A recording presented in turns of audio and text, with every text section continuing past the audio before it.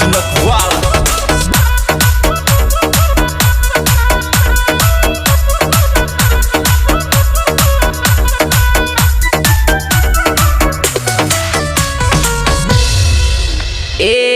मैं तो चाली जीजी के टाइम पर रोटी खा ली जो मैं तो चाली जीजी के टाइम पर रोटी खा ली जो मैं तो चाली जीजी के टाइम पर रोटी खा ली जो मैं तो चाली जीजी के टाइम पर रोटी खा ली जो।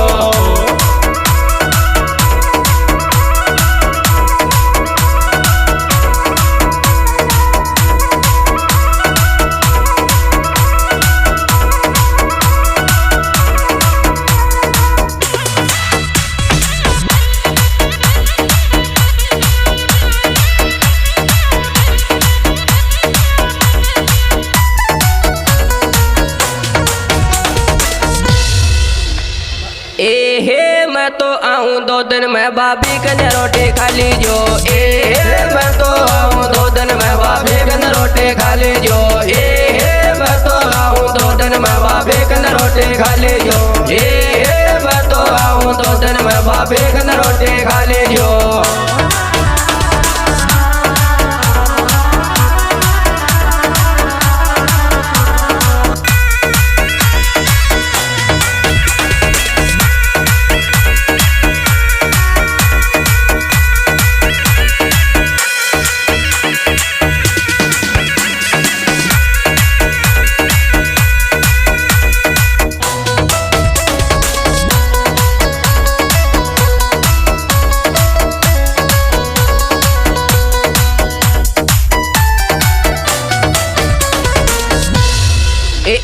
हे 2 दिन पाछे फोन करूंगी ले मोंदे आजा जो 2 दिन बाद फोन करूंगी ले मोंदे आजा जो 2 दिन बाद फोन करूंगी ले मोंदे आजा जो 2 दिन बाद फोन करूंगी ले मोंदे आजा जो।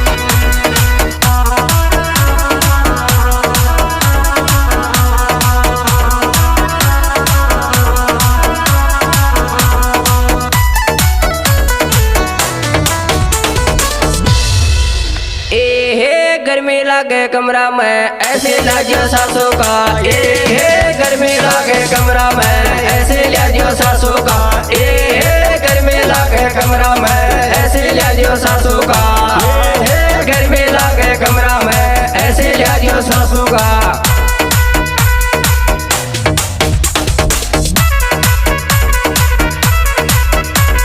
ये सुपर हिट और बेहतरीन प्रोग्राम हमारे यूट्यूब चैनल छोटू भाई पड़ौत मीणा गीत की ओर से पेश किया जा रहा है। इस एल्बम के सुपरस्टार गायक कलाकार छोटू भाई पड़ौत जोरमपुरा। मोबाइल नंबर 7878 25 26 64 राज तोड़ना और बदला उदयपुरिया।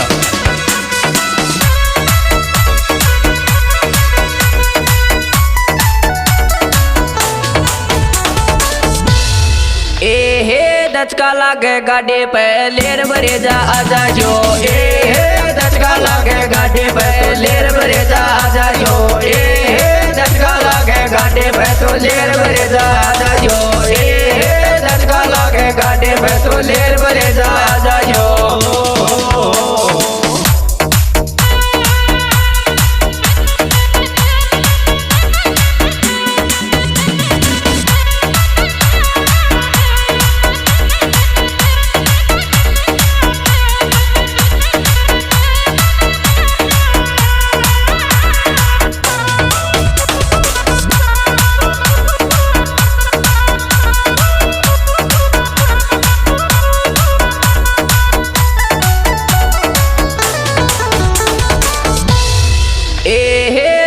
छोरी को राखे तू 4 दुकान बैठे थे छोरा छोरी को राखे तू 4 दुकान बैठे थे छोरा छोरी को राखे तू 4 दुकान बैठे थे छोरा छोरी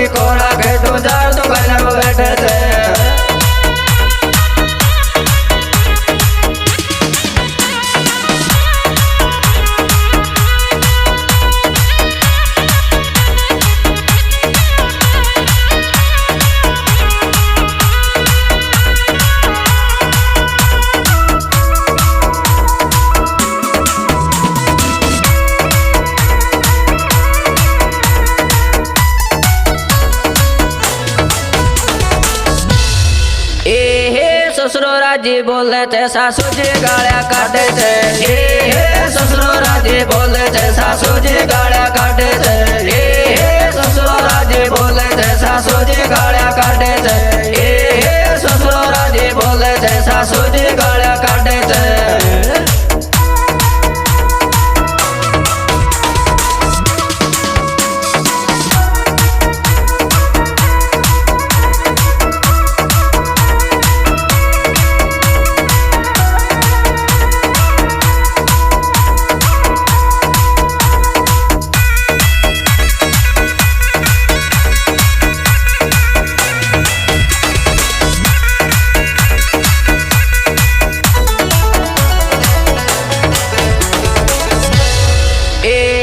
चार बजे आए उठ जाजो बैशा को दूध दे आजो।